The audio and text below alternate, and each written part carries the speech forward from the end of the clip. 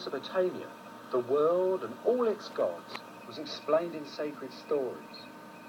These stories, of course, were myths. Myths, that is, not in the modern meaning of the word, as lies or falsehoods, but in the sense of a story that told of the underlying order of the world. Myths could explain the beauty of a spring or a fish, the mystery of a cave. They could explain your good fortune and your misfortune. They helped you feel secure, part of a sacred family, a universal order. Like all ancient people, Abraham would have seen his life in terms of myth.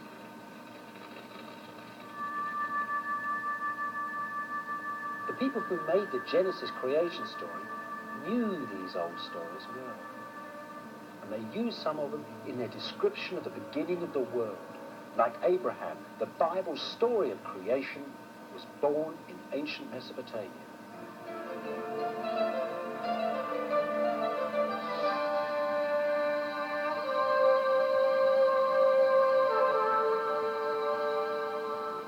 Mesopotamia was very fertile, bountiful even, but it also held random violence in it. For the Mesopotamians, life was precarious. Crops and cities were often parched or washed away by floods and violent storms. There was plague too, and tribesmen raiding down from the surrounding hills. The Mesopotamian myth of the creation gave order to uncertainty. Enuma Elish, the ancient priests recited to their people. Enuma Elish, la nabu shamanu, when on high the heavens were not yet named. They went on to tell an ancient and terrifying story of a family feud.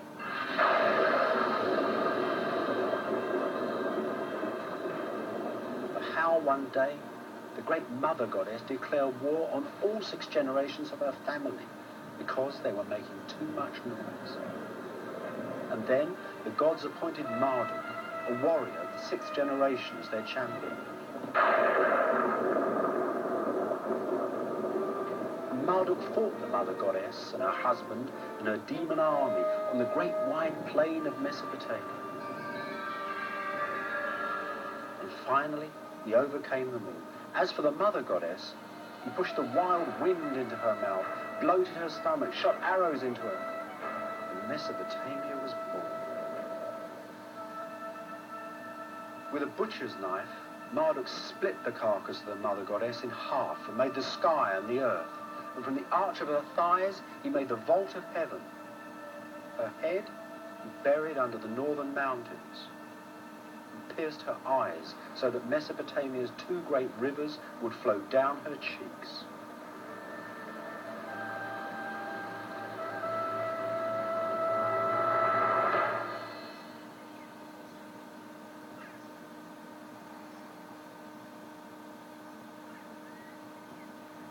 It's extraordinary to think that terrible Mesopotamian mayhem, that terrifying story of creation, is the same story that underlies that solitary, majestic creation of Jehovah in the book of Genesis. In the beginning, God created the heaven and the earth. It's the same story as that Mesopotamian murder. And that's important in a way. It's important not because you say, oh, well, fancy that, the book of Genesis is a rip-off of some Mesopotamian folk story. That's not the thing. It's important because what, through the Bible, that old Mesopotamian story has given the West. It's given the West a very particular model of the universe, of a certain sort of structure, of a single unit with stresses and strains in it, just like a family. Now, how these things work, how is it that the Mesopotamian story is buried in this first page of the book of Genesis? Well, you're not going to find some Mesopotamian god called Joe who ends up being Jehovah and goes off and does a similar thing in Mesopotamia. The concordance between the 2 stories is one of structure and number. Remember, there are 6 generations of Mesopotamian gods, just as Jehovah takes 6 days to make the universe. And at each day, Jehovah makes a part of the universe. He makes the sun, the stars, the silk, the animals, the plants, the birds. The Mesopotamian gods of each of those 6 generations are the gods of exactly the same things that Jehovah is making of each of his 6 days of creation.